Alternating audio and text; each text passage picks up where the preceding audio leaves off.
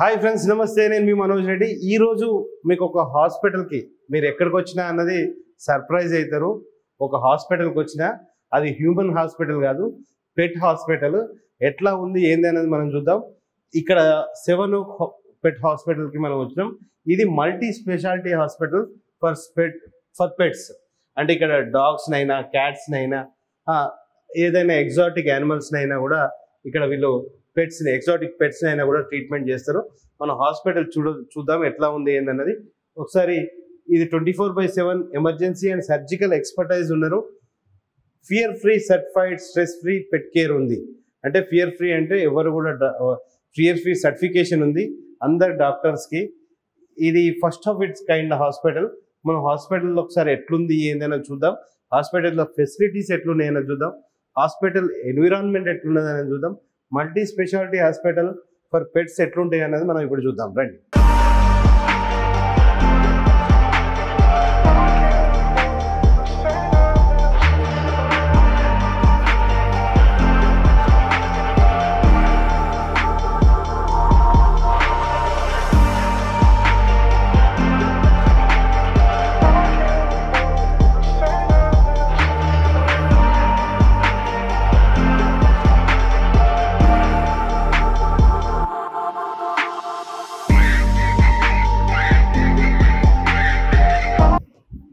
ఏదో 5-స్టార్ హోటల్కి వచ్చినట్టు అనిపిస్తుంది. హాస్పిటల్ ఎంట్రన్స్ రిసెప్షనే ఇట్లా ఉంది. మీరు చూడండి ఎట్లుంది, ఎంత బాగుంది అన్నది. డాక్టర్ వీక్షిత్ గారు, ఇలా మీ హాస్పిటల్కి వచ్చినాం.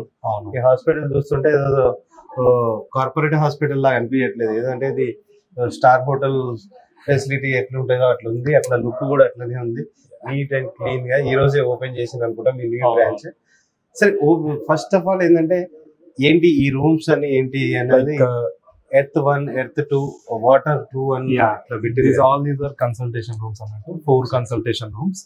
అండ్ ఫస్ట్ కన్సల్టేషన్ రూమ్ ఏంటంటే లైక్ ఎర్త్ అని చెప్పేసి నేమ్ ఇచ్చాము. And second one is as water, third one fire, fourth one metal. దీని లోపలికి ఏమంటే లైక్ ఎవరైనా పెట్ తీసుకురాగానే ఫస్ట్ ఇక్కడ తీసుకొచ్చేస్తాము. అక్కడ క్లయింట్స్ కూర్చుంటారు. ఇక్కడ డాక్టర్ టెక్నీషియన్ వచ్చేసి పెట్ ని ఎగ్జామిన్ చేస్తాం. Like all physical vitals everything చూసేసిన తర్వాత దాని కండిషన్ ని బట్టి ఇన్ పేషెంట్ కి తీసుకెళ్తాం. సిస్టమ్ ఉంది ప్రతి కన్సల్టెంట్ రూమ్ లో, ప్రతి సిస్టమ్ లో ప్రతి రూమ్ లో ఉంది. అండ్ వాళ్ళకి ప్లాన్ వేయడం గానీ, ఏదైనా ఇప్పుడు మనకి ఏమైనా ఎమర్జెన్సీ ఏమైనా కావాల్సి వస్తే వాళ్ళకి ప్లాన్ వేసి ఇచ్చేస్తాం అన్నట్టు. సో దాన్ని బట్టి వాళ్ళు ఓకే అని చెప్పేస్తే మేము దాని ప్రకారం డయాగ్నోస్టిక్ ఇన్ఫర్మేషన్ అంటే ఎవ్రీథింగ్ సిస్టమ్ వెట్ బాడీ అనే యాప్ ఉంటది, అందులో ఇన్కార్పొరేట్ చేసి మీరు యాప్ యూజ్ చేస్తారు. Vet body. ఓకే. ఇవి 4 ఏమో ఇవేనండి కన్సల్టేషన్ రూమ్స్. 4 consultation rooms.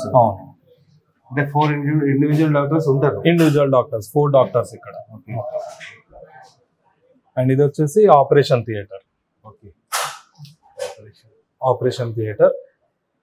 ఇది మనకు ఇన్హలెంట్ గ్యాషెస్ అనస్థీషియా. లైక్ ఏంటంటే నార్మల్ గా మనకి ఇప్పుడు గవర్నమెంట్ హాస్పిటల్స్ లో కానీ వేరే నార్మల్ చిన్న క్లినిక్స్ లో కానీ ఇది ఇంజెక్టబుల్స్ వాడుతూ ఉంటారు. కానీ మన దగ్గర అడ్వాన్స్డ్ ఇన్హలెంట్ అనస్థీషియా అనేది లైక్ గ్యాస్ తోనే పెట్ కి anaesthesia monitoring direct. So gases దాంతోనే పెట్స్ కూడా వాడుతూ ఉంటారు. And this the OT table. OT అంటే ఆపరేషన్ టేబుల్ అని క్లియర్ గా అర్థమయ్యేటట్టు. అండ్ ఇది మనకు వచ్చేసి లైక్ మొత్తం అడ్వాన్స్డ్ విత్ రిమోటే మనం కంట్రోల్ చేసేయచ్చు. హైట్ అడ్జస్ట్మెంట్ కానీ లైక్ లెంత్ విడ్త్ అన్ని ప్రతి ఒక్కటి. ఇట్లా కూడా ఓపెన్ అవుతుందా? ఇట్లా కూడా లైక్ క్లోజ్ చేయొచ్చు.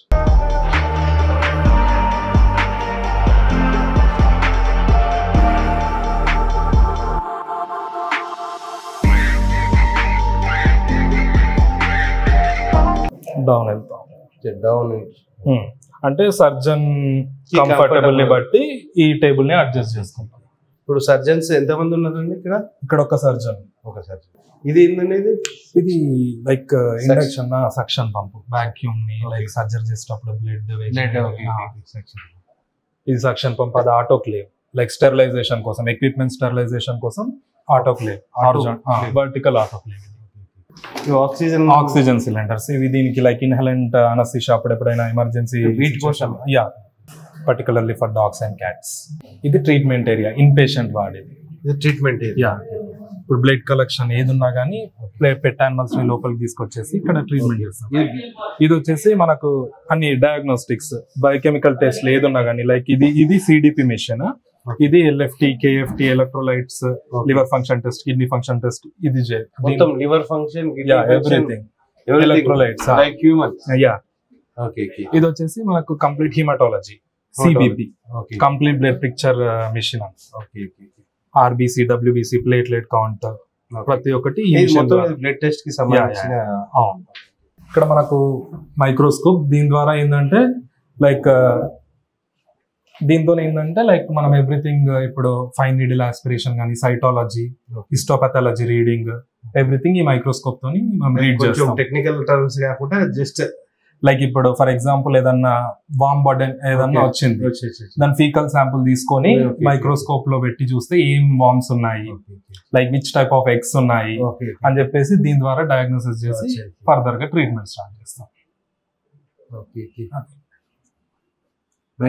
మైక్రోస్కోప్ లేటెస్ట్ దీని లైక్ ఐప్యాడ్ ఉంటుంది, ఐప్యాడ్ లో పిక్చర్స్ క్యాప్చర్ చేసేసి